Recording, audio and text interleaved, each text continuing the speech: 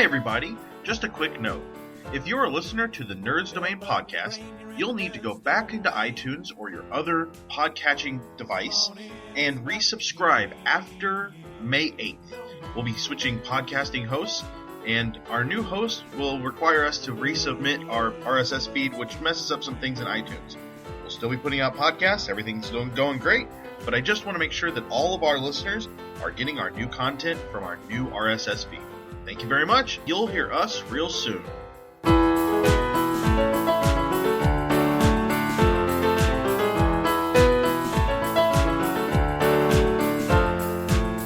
better button your brain, you're in the Nerds Domain. Come on in, it's about to begin. Hi everybody, and welcome back to the Nerds Domain podcast.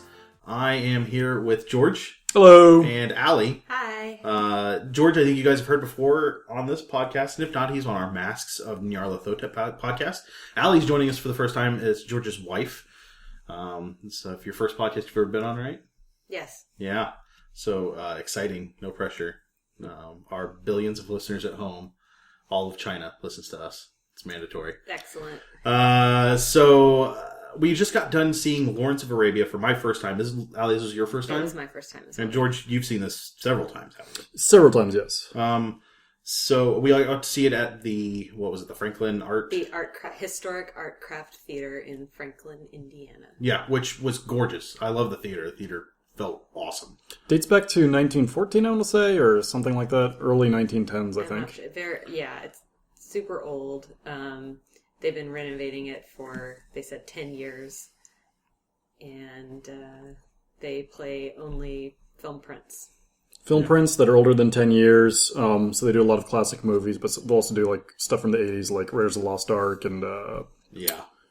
I wish I would have got to see Back to the Future. Either of those. Those would have both been great. Gremlins. It's a great place. Really cool community place. Really nice feel. Yeah. Very cheap concessions. Free refills and all popcorn. Cheap movie. I mean, we paid $5 a piece. Yeah. They give away stuff when they do the normal, when they do the evening shows. We Yes. didn't necessarily It's like a raffle, and they always play the national anthem. They open up every screen with the national anthem, and then also a cartoon, like an old Ben and Jerry or Bugs Bunny Looney Tunes. Yeah, we got a Bugs Bunny criminal one today. I'd seen that one before, actually. I had seen that one. I was expecting them to start counting the money. Because I get those two confused, because they're essentially the same two crooks that he does that to again. But yeah, so Lawrence of Arabia is a story. George, would you like to kind of overview the story of kind of the historical aspects of it? Sure. So T.E. Lawrence was a British officer during World War I. He actually wasn't really a military guy to start with. He was an archaeologist and a cartographer, and kind of one of those weird adventuring British types that they liked to export so often during their days of empire, who had spent a lot of time in the Levant, in Egypt and Syria, in the modern day of these places. And so during World War I, he ended up being in the army and helping to kind of organize and lead a military campaign that they call the Revolt in the Desert, which was a British-backed revolt of the Arab and Bedouin tribes against the Ottoman Empire, kind of trying to open up another front, also to protect the Suez Canal. And over the course of this, Lawrence developed into this possibly one of the finest guerrilla fighters that the West has ever produced. Because in the modern era, the West hasn't fought a lot of guerrilla wars, which is one reason why they haven't produced too many guerrilla fighters. But he was an incredible, audacious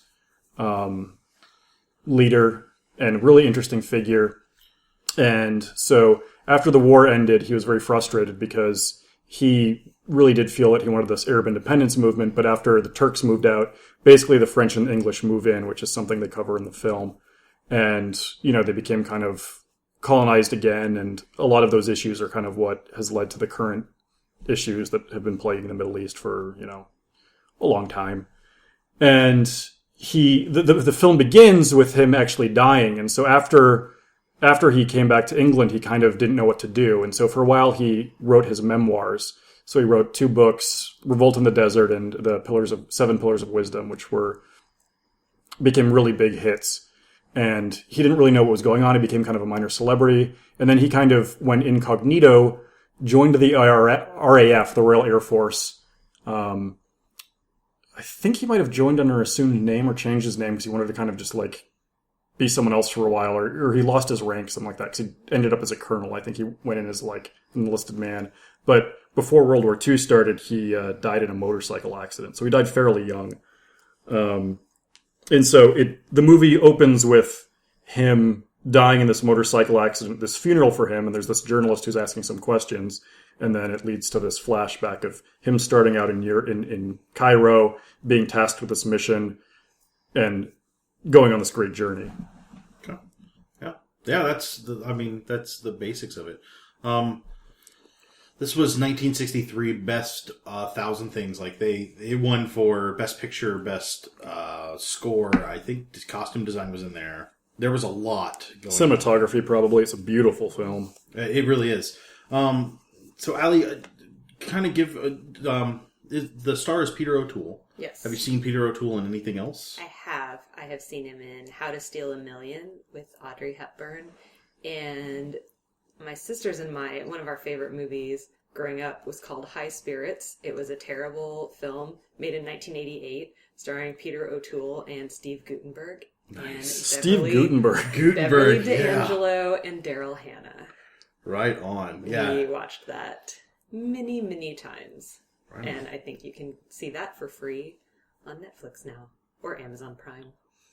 Right on. So it looks like it won for Best Picture, Best Director, Best Art Direction, Best Cinematography, Best Substantially Original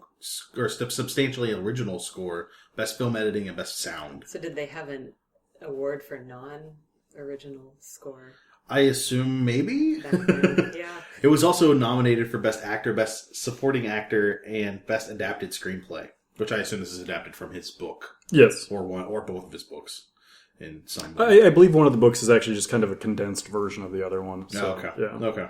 So he wrote one book. Yeah, Basically, is what you're saying. I think I need to go back and refresh myself on the differences between the two, so I don't want to be incorrect. So you're familiar with Peter O'Toole.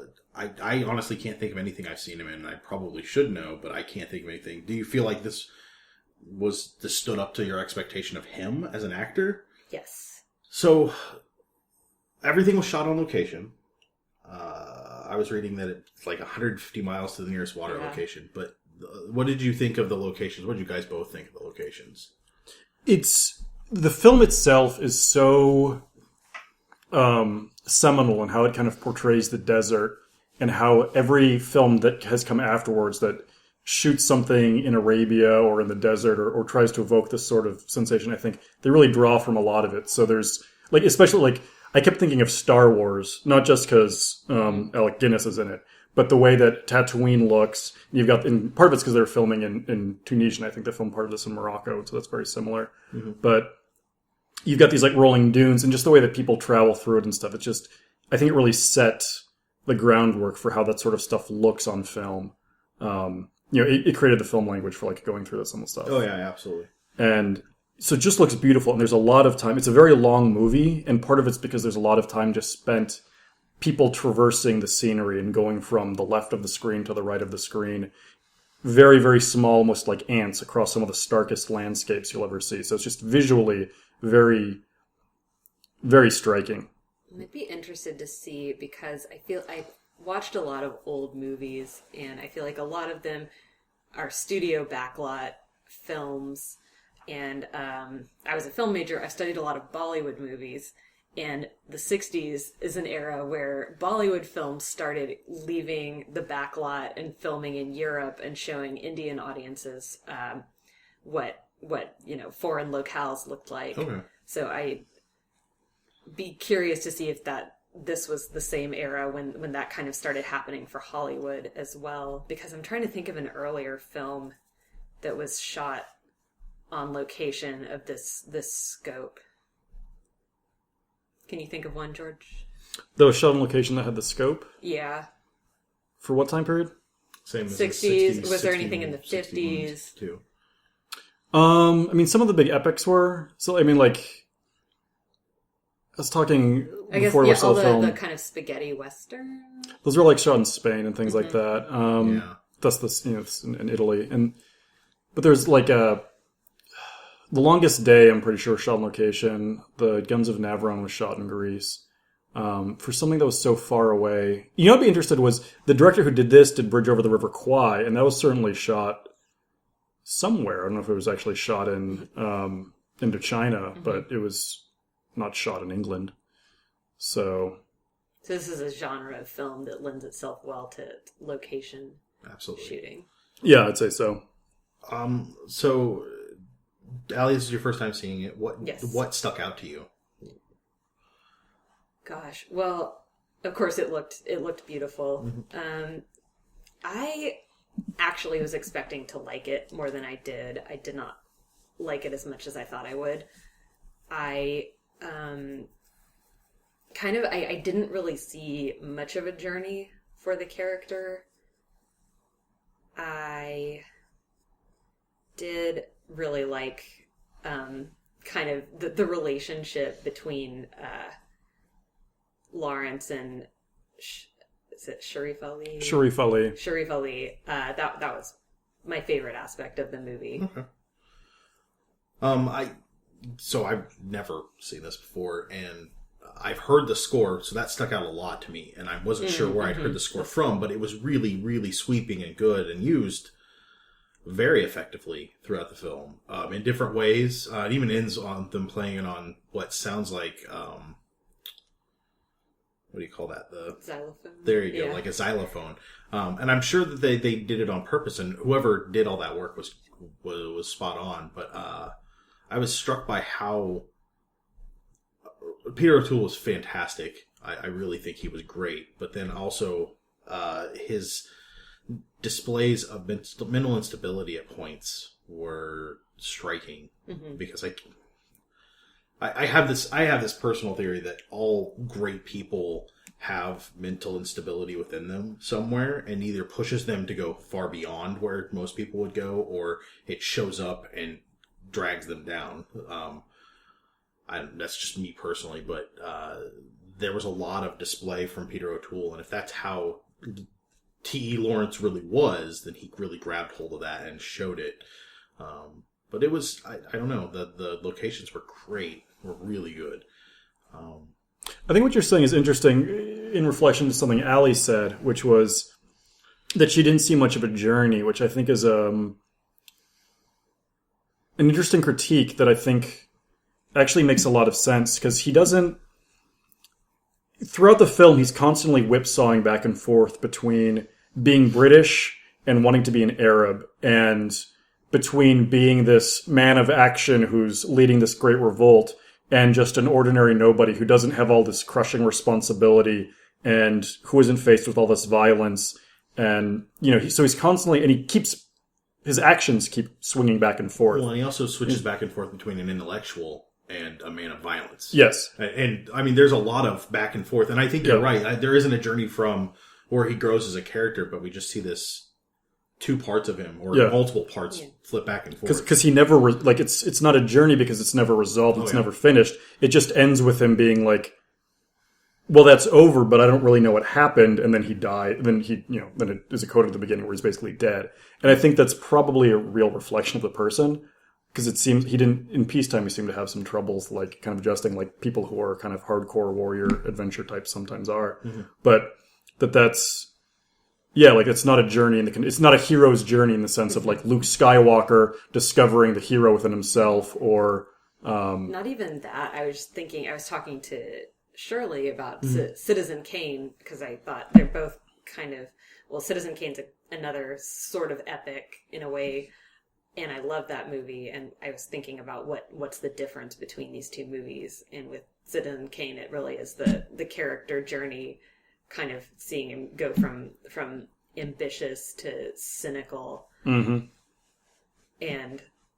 of course that's over a course of several years, whereas this is a very long movie but doesn't a relatively shorter time period. It's basically 3 years less, and Citizen Kane's a lifetime, but this is also this is 4 hours in 3 years, which is interesting because a lot of the big historical epics are usually a longer period of time too.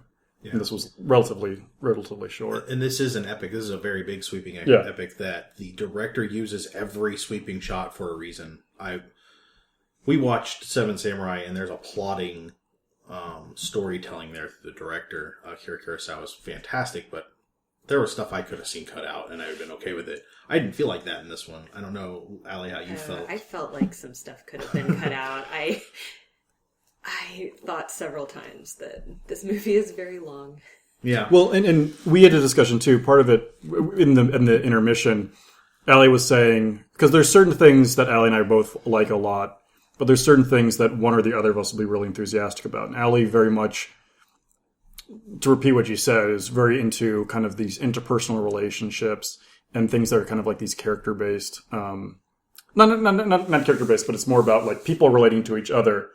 And she'd said, for example, like Old Man in the Sea, she doesn't really enjoy, which is something I really like. And I think that this is very comparable to Old Man in the Sea, where it's a man against himself or a man against the elements. And so he bounces off of these other characters, but apart from the Sharif Ali character, he doesn't really have a whole ton of deep interaction with people, like you would see in other movies. And so this one's really about, the way I put it to Allie was, it's about a man. It's not about a man against others. It's about a man finding out that he's not a god. Is kind of like the theme of it, or he's not a prophet or what have you. And like Old Man in the Sea is a man against nature, that kind of thing, and Moby Dick, all that sort of stuff. And so part of it's like the thematic stuff didn't necessarily appeal to you as much as it did to me, but it's the kind of thematic stuff that I really like and like to dig into. And like you said, I do like the interpersonal relationships, so we were discussing this as well. I watched it as if the Sharif Ali and Lawrence relationship was plotted like a romantic comedy, and it works beat for beat. It is. Like, I found that very enjoyable. The visual language that the two characters have in relating to each other is very much a lover's journey. And I think it's interesting because T. Lawrence, in real life, there's some debate because I believe he claimed he was asexual or something like that. But there's a lot of his writing is very homoerotic, and a lot of people, I think most scholars probably think he was actually homosexual. And this is a very, very masculine film in that it's 4 hours long and there are no women with speaking parts, which is somewhat of a strange... I don't even remember seeing a woman. Weird There was some ululating. The women were totally... There's a shot of women riding on camels with boxes around them, and see a woman's hand coming out. Yeah. And then when they're ululating. Some corpses as well. Some corpses. Female corpses. And then when they're ululating on the cliffside as the men go to Aqaba. Yeah. That's it. And you're dealing with a society, the British military and then Arab society in the 19-teens, both of which are extremely male-dominated. So there wouldn't have been very many women with speaking roles in these actual historical spaces, unfortunately. And I didn't mind that. I'd like to, because a lot of times people are critical of films, I guess, in the modern day where there aren't as many women speaking parts, but I don't think you could have really shoehorned that in. Yeah, if you'd shoehorned in like some sort of like female love interest or something, it wouldn't have made any sense, and it wouldn't have reflected what was going on. Because like the women were not going out on these guerrilla raids in the desert with these guys, because it's an extremely patriarchal, male-dominated society, to about as extreme as you get in that direction. But it also creates this kind of homoerotic, almost fantasy life where it's just these manly men doing these things and relating to each other as they would. And T. Lawrence talks about this in his actual writings, about this kind of like pure male love that, is sometimes a weird undercurrent in like some military stuff. And so, but I think that was definitely a subtext that was actually present in the film, and just like the way that Sharif Ali and who's played by Omar Sharif, which is weird, and Peter O'Toole, just the way they kind of played it back and forth is really fascinating, but kind of cool. Like I really liked, they had good chemistry, They had they chemistry. did. They did, absolutely. So, having seen this now, I want to talk about a couple of movies that I thought that I feel are influenced by it, and I would love for you guys to chime in as well. But while I was watching this, I remember watching 13th Warrior, which is a very bad adaptation. It's an okay movie. I think it's a good movie. Rodrigo loves that movie. But it's a very bad adaptation of a very good book that does not do the book justice. But I saw a lot of that same fish out of water kind of thing, learning the culture and becoming part of that. And then kind of the same thing with Dances with Wolves, which is still, again, the same kind of aspects there. Allie, it's your first time. I'm sure George has a long list to have one time to think about. Did you think of any other movies along the lines? I was just looking kind of at the visual language more than the themes. Mm-hmm. So I saw, of course, The Mummy has a lot of similar shots. Oh, yeah, absolutely. But then also Fantasia. So I think Fantasia is actually earlier. The Stravinsky part. So I don't know. They might have taken that from, because there's the part where the language of the sun being completely overwhelming, and you feel it in the audience. You feel like you're about to fall over and die. I saw the connection there, but I don't. Like I said, because I couldn't really see the journey, and I couldn't pick out a theme apart from man or God struggling with himself. Yeah. I don't watch a lot of movies like that. So well, fair enough. George? Yeah, I think it's very... The parallels to Dances with Wolves, Avatar, are very much there, because it very much is this... And I'm sure there's earlier examples of it, but this is a really good example of it. You've got that classic story of the European male who is an outsider in his society kind of coming into this other society, learning the ropes, finding that they really enjoy it, and then sometimes also becoming dominating it, which Lawrence certainly does. And then they always dominate it. They always do. But in this one, I think it's a little bit more earned than perhaps in other ones. A, because it's based on historical happenings. So this is someone who actually did do this, unlike Avatar. But there's also this interesting thing where there's a shot that gets mirrored. So there's a certain part where Sharif Ali takes Lawrence's clothes after they go through this incredibly harsh desert thing that no one said it could be, no one said it could be done except for Lawrence. He was like, we have to go through this place to do this military thing. And they all go through, they're able to withstand these just horrible pressures of the sun. He actually goes back and rescues this guy. And everyone celebrates him. And they're like, oh, you're wonderful. You're finally one of us. And then that night, Sharif Ali takes his clothes, his British clothes, burns them, and the next day dresses him up like in the Bedouin clothes. And so it's this transformative moment that also, like, him coming out of the desert with this guy has these very strong messianic overtones, which is interesting. But there's a shot where he's in the Arab dress and the Bedouin dress, and they're all greeting him, and he's surrounded by them and being celebrated. And so he rides with them for a while. They do some stuff. When he finally returns to British Cairo, he goes into the officer's mess, just coming out of the desert, being totally bedraggled. And everyone's like, why are you dressed like that? What is wrong with you? And they're kind of treating him awfully. And then he has a meeting with the general. The general gives him respect, promotes him, is like, you did a great thing. And then everyone's like, oh my God, you're actually really cool. And so then there's a shot of him going back into the British mess, and they all kind of surround him and press in on him, which is mirroring what the Arabs were doing earlier. And it seems like, oh, what are they going to do to him? And then they all start cheering and applauding him too. So it's like, in some movies, like with Dances with Wolves, he goes and joins with the Native Americans, with the Sioux, and then he's totally cut off and rejects, American culture and everything like this. In this one, he's celebrated by everyone because part of it's that he's this exceptional person, but at the same time that freaks him out and really weirds him out, and he doesn't feel like he's a part of either one anymore. But just that, that he didn't become an Arab, because he can't really become an Arab, but he's also still not really an Englishman. He's just nothing, but he's also everything. And that's really the crux of the thing. So I think it earns it a little bit better than some of these other movies, where it's just, hey, this white guy comes in, tells you what to do, and he's great at everything, and that's the end. This one is a lot more ambiguous in how they played it. I felt like the film at the beginning was trying to maybe insinuate that in his books he might have exaggerated his exploits. Yeah, one of the thing that kicks off the... in which case that would be kind of the template for all these Avatar, Dances with Wolves. Yeah, well, I think that they, this is the template, and I wonder if they missed maybe the point of it, or if they don't have those themes that make it approachable, or maybe not. But there is the line that opens up the flashback is that final one where he's like, he was a great man, he was tremendous and absolutely great and wonderful and blah, blah, blah, blah, blah. And then the other guy walks away, and he's like, he was also the most shameless promoter since P.T. Barnum. Yeah. And then the other guy's like, well, that was wrong. And he's like, did you know him? And he's like, well, I shook his hand once. He's like, well, I knew the guy. And he was like that. And so, yeah. And Lawrence does that too, because repeatedly he'll be like, oh, I want the Arabs to be free and to do their own thing. But also repeatedly in the narrative, he's like, I'm going to give them Damascus.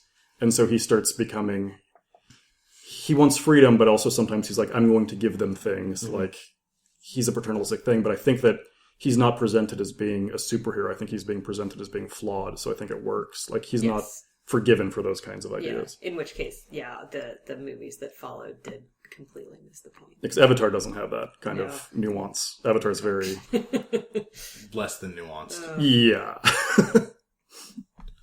All right, so why don't we talk about like on kind of a wrap up and give it some stars and some suggestions. So, George.